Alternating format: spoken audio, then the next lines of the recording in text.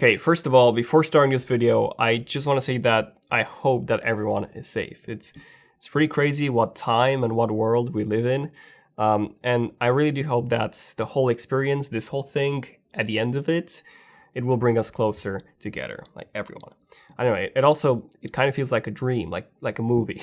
It just doesn't feel real, but it is. So please try to stay indoors as much as possible, avoid contact with other people as much as possible, wash your hands as much as possible. We would be working from home. We're just getting everything sorted. This is actually our last day in the office, so we will be working from home for the next few weeks or even the next few months. As you probably know, we have an office and we have a recording studio, this one. So luckily for the time being, we still have access to our recording studio. So I'll drop in every now and then and record a video. I live like 2 minutes away, so I don't really have to interact with anyone on my way here, which is great. I'm pretty close. Everyone else is also quite close, so we might drop in when we have some new devices to shoot, but one person max would be limited into the office and our studio so that we don't interact with other people. But yeah, most of the work would be done from home, so this will be quite challenging indeed, and the video quality might drop as a result, so I just wanted to say that. But it's what we'll have to do for the foreseeable future, and it's gonna work, it's gonna be fine. But you might notice a few changes and a few quality drops in the video, so again, I just wanna make you aware of that. So, I do hope that everyone is all safe, and now let's start the video. Hopefully videos like this will disconnect you from the real stressful world that's happening right now. But yeah, Apple has unveiled 2 new products, well, 3 kinda this week. So a brand new 2020 iPad Pro, a brand new 2020 MacBook Air, and a storage bump on the Mac Mini, but let's not count that, so yeah, 2 devices. And in this video, I want to cover some interesting facts that you should know about both the 2020 iPad Pro and the 2020 MacBook Air. Not 5, not 10, not 15, but actually 25 things. So yeah, get those snacks ready, get a hand sanitizer, sit back, relax, and enjoy.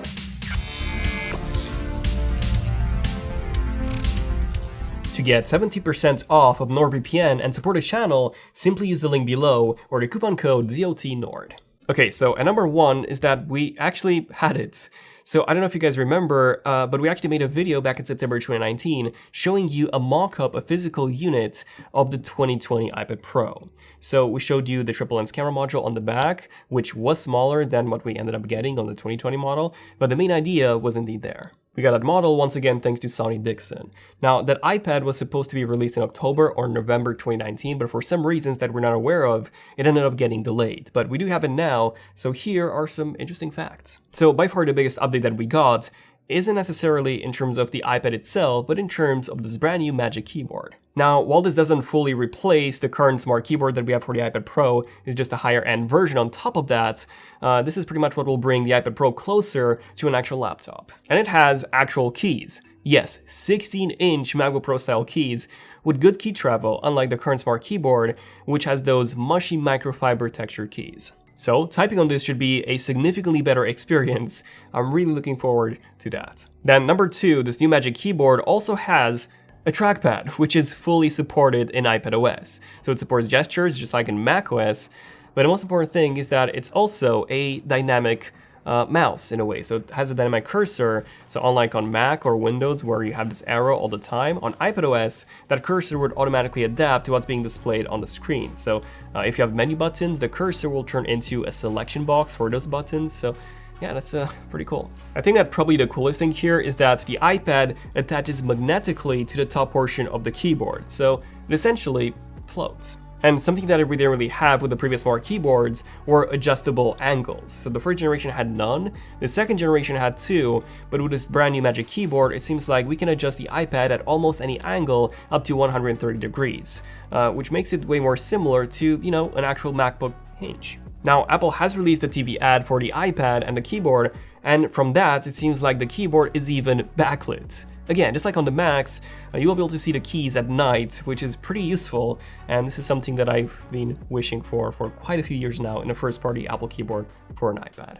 And finally, the last thing that I want to mention regarding the keyboard is that it also has a USB Type-C port for charging. Since this is on the side, it makes charging the iPad Pro much easier than attaching a cable to that floating iPad's body, and this USB Type-C port actually connects to the iPad via that smart connector, which means that you can still have that second USB Type-C port on the actual iPad free to use for stuff like micro SD cards or SD cards, hard drives, and more. So yeah, that's pretty cool. Oh, and just as a bonus one, the keyboard case even has an horizontal Apple logo on it that once again makes it even more similar in terms of looks to the actual Macs. Now, aside from the Magic Keyboard, which will be sold separately and it will be available starting May, the second biggest upgrade that we got is the brand new LiDAR scanner. Long story short, this is indeed that 3D time-of-flight camera that we've seen reported before, and this heavily improves the AR experience. Apple claims that AR objects will now appear instantly, and that realistic object occlusion, where AR objects can actually pass in front or behind real objects,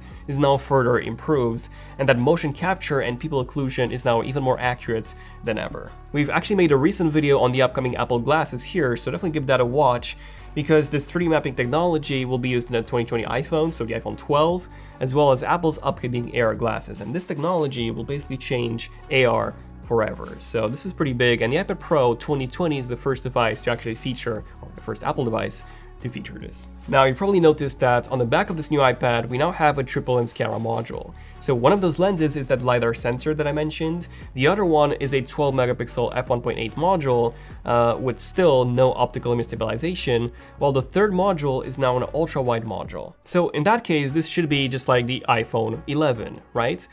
Well, not really, because unlike the ultra-wide module on the iPhone 11 or the iPhone 11 Pros, this one is only a 10 megapixel module compared to the 12 megapixel, and it also has a 125-degree field of view compared to 120, so it's actually wider. Interesting enough, Apple does claim that it does have 2x optical zoom, and then 5x digital zoom. However, this would all be just digital, as there is no telephoto module on this new iPad, unless Apple's counting the zoom from the ultra-wide to the wide, which in that case, that would be optical zoom. Now, something that I was really surprised to see is that instead of the iPad featuring Apple's A13X processor, like it should have, it features the Apple A12Z chip. Now, this is really strange, because Apple never had a Z chip. The A12X, which is what we had on the 2018 iPad Pro, that was introduced more than a year and a half ago. So yeah, from the looks of it, it seems like Apple didn't really get a chance to implement the upcoming Apple A13X processor, or finish it in time for whatever reason, and they decided to stick with pretty much the same processor as in 2018, just with some very small performance improvements. One of these improvements is that we now get an 8-core GPU from the 7-core GPU that we had with the A12X, so slightly more powerful GPU. But the chip, however, the A12X, by the way, was still way more powerful than what most people needed. And it is still Apple's most powerful mobile chip. So yeah, no need to get, to be worried that this will be a slow processor or anything like that. Speaking of the specs, we now have 6GB of RAM, up from 4GB that we got with the previous model. Now, with the 2018 iPad Pro, if you bought the highest capacity model, so the 1TB model, you would actually get 6GB of RAM, but the rest of the other models only had 4GB. Now it's 6GB all across the board. On top of this, we also get the brand new U1 chip, the ultra-wideband positioning chip, that the new iPhones also got. This will be extremely useful for those Apple Tile-like trackers, which should launch at some point this year as well. Essentially, this chip allows the iPad to very accurately locate other devices that also have the U1 chip. The Tile-like trackers are also set to come with this U1 chip. And Apple has also improved the microphones in this new iPad. So we now have 5 studio quality microphones, which should sound pretty good, probably even close to the 16-inch MacBook Pro when it comes to microphone quality. Now, if you want to buy that really cool keyboard that I was talking about before, it turns out that it will also be quite expensive. $300 expensive, that's how much it will cost you for the 11-inch iPad Pro, or $350 for the 12.9-inch iPad Pro. Unfortunately, Apple is again applying a 1-to-1 conversion ratio to the UK, so here it's still £300 or £350. So yeah, Apple is out ripping people outside the US again. But hey, at least we do get Wi-Fi 6, the next generation of Wi-Fi standard, something that we don't even get with the new 16-inch MacBook Pro.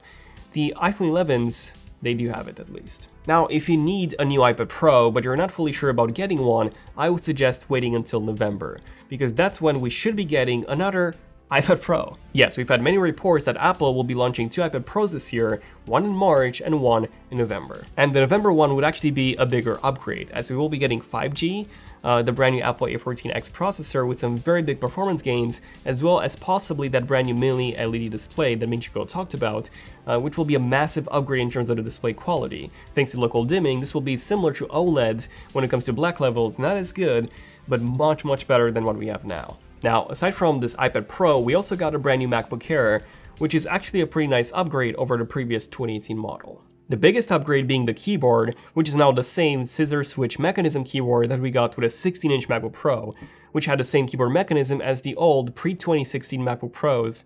Yeah, really nice. The second biggest upgrade is when it comes to the performance. So we now get Intel's brand new 10th generation processors up from the 8th gen that we got before, and the biggest news here is that you can configure the Air with up to an i7 quad-core processor. But no, don't get fooled, because these are Intel's Y series processors, their most power-efficient chips. So even though this is a 1.2 GHz quad-core CPU that can turbo boost up to 3.8 GHz, it still doesn't compare to the U series that we get in the MacBook Pro 13-inch or anything else, so it's quite a bit less powerful. But at least we do get 2 extra cores for double the performance compared to the previous model. And the new MacBook Air also features Intel's brand new Gen 11 graphics. Not only that, but we also get Intel's Iris Plus graphics as standard up from the Intel UHD 617, which means that we get up to 80% faster graphical performance from the previous model, which is a significant GPU jump.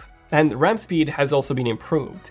So we still get up to 16 GB of RAM, but thanks to the 10th generation Intel processor, we get LPDDR4X memory up from LPDDR3. This isn't just more power efficient, but it also is significantly faster. So we get speeds of 3733 MHz up from 2133, so this is a gigantic upgrade. And if you randomly have Apple's Pro Display XDR laying around, well, the new MacBook Air now fully supports it in full resolution, thanks to the brand new Thunderbolt controller and the more powerful GPU. Ironically, if you have an iMac Pro 2017, that one does not support Apple's 6K display, at least not in full resolution.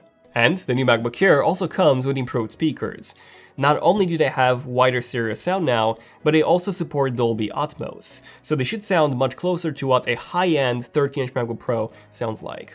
And while we don't get studio quality microphones, we do get a 3-microphone array now with directional beamforming. But something that we do not get, unfortunately, is Wi-Fi 6. So for some reason we still have the old Wi-Fi 5 standard, which is very odd because the thing is Intel's 10th generation processors, they support natively Wi-Fi 6, which means that Apple has intentionally told Intel to leave it out of these custom designed chips because yes, those chips are specifically made for Apple at this point, as Apple likely wanted to promote Wi-Fi 6 only in the upcoming MacBook Pros and not the Air. However, something that I was very happy to see was that in spite of all of the upgrades that we got, Apple actually dropped the price of this MacBook Air. So previously it used to start at $1,100, but now it dropped to $1,000. Not only that, but the baseline storage is now 256 GB up from 128. So you're also getting double the storage for a lower price. Unfortunately, even though the MacBook Air seems to be the perfect laptop, well, for me at least, it is not. And the main reason here being the display. So while this is indeed a Retina display, it is only a 300 to 400 nit display compared to the 500 nit display of a MacBook Pro. And it also lacks a DCI-P3 color gamut, which means that if you plan on doing any video or photo work, a MacBook Pro is still a much better choice. But yeah, let me know your thoughts about everything that I talked about in this video. My thoughts are the MacBook Air is really worth it, especially the quad-core model. In terms of the iPad Pro, if you have the previous model, the 2018, don't upgrade, but definitely get a keyboard because that's a really nice upgrade. So yeah, if you want to support the channel, definitely consider becoming a member by hitting the join button down there, and definitely hit the subscribe and notifications so that you get notified whenever a new video comes out. But yeah, this has been pretty much it for this one, so thank you for watching. I'm Daniel, and I'll see you guys in the next one. ZONEofTECH, signing out. Cheers.